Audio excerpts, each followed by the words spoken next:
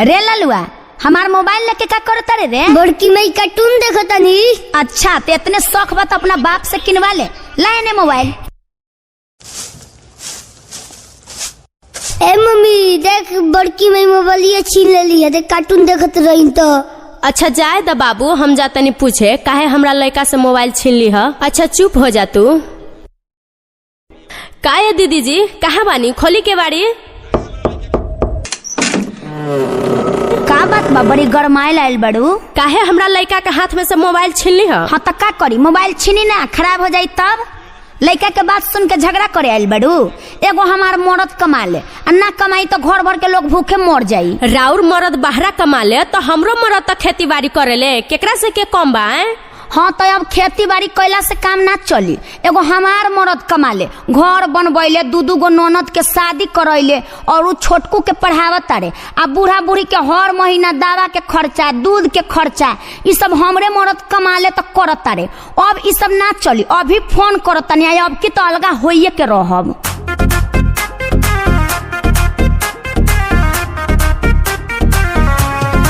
Mix by DJ Kamlesh Nanor बाजार अलपुरा।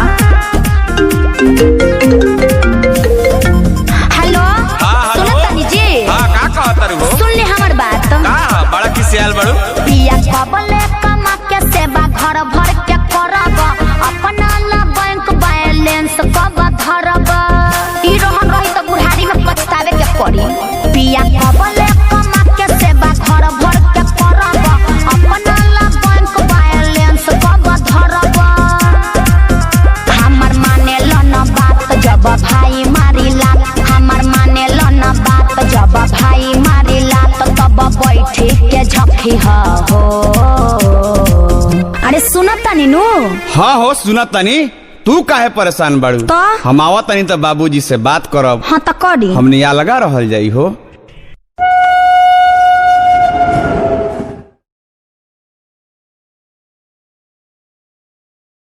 बाबूजी प्रणाम।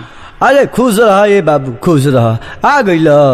हाँ बाबूजी राते आईनी, आ एगो बात कहल चाहतनी। कह ए बाबू कह। बाबूजी कहल चाहतनी कि अब हम अलगा रहल चाहतनी। आही बा आ लगा, ई कब सोचल हो तू? भैया अगर तू अलगा हो जेबा तो हमनी के पढ़ाई लिखाई के का होई हो। भैया बाटली हो घरावा दुआर, प्यारे जन भाई से बटी हो। भैया बाटली हो खेतावा बाधार, प्यारे जन भाई से बटी हो। भैया recording studio Delhi. Mix by DJ Kamlesh Nanor बाजार अलपुरा। घर के झंझट हटाबे पिया, छोटकी दया दिन बाघिन भइल बिया। रोता भाई कैसे होई एडमिशन, भैया हो छूट जाई हमर ट्यूशन। पिया बुझेल न सफा जहिया आई बुढ़ापा, पिया बुझेल न सफा जहिया आई बुढ़ापा, बैठ के भोजा फकी हो।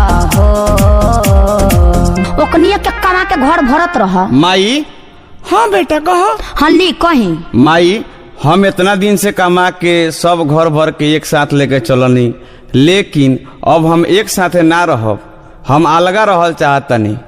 बाबू ये कौन तोरा पर भूत सवार हो गल हो? बतावा बुढ़ारी में तोर माई बाबू कहाँ जाई हो? मतारी बाप के साफ त्याग देवे के चाहता रह। भैया बाटली हो घरावा दुआर, प्यारे जन भाई से बटी हो। भैया बाटली हो खेतावा बाधार, प्यारे जन भाई से बटी हो।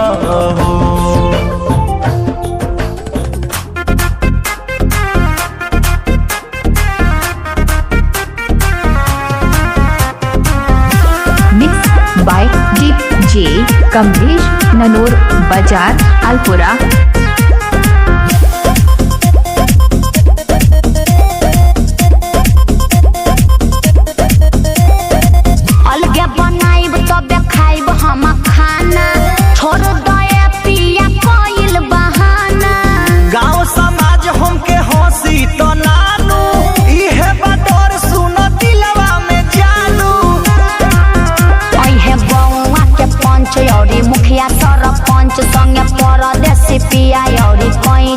कृष्णा उहे आके फटी है हो। बुझनी नु। अच्छा ठीक बाटे, अब तक जौन चहलू होइए गेल। का जी का कहतनी? परदेसी जी भैया। बिट्टू हाँ भैया। घर के सब सामान निकालो, माई के नथिया टीका झुमका जौन बा उ सब निकालो, हिस्सा लागो। हाँ तो ठीक बा, का दिक्कत बा, निकलवा देता नहीं। अब जौन चाहते बड़ल तन होई। बाकी सुजीत भैया ये ठीक नहीं हो। भैया बाटली हो घरावा दुआर, प्यारे जन भाई से बटी हो। भैया बाटली हो खेतावा बाधार, प्यारे जन भाई से बटी हो।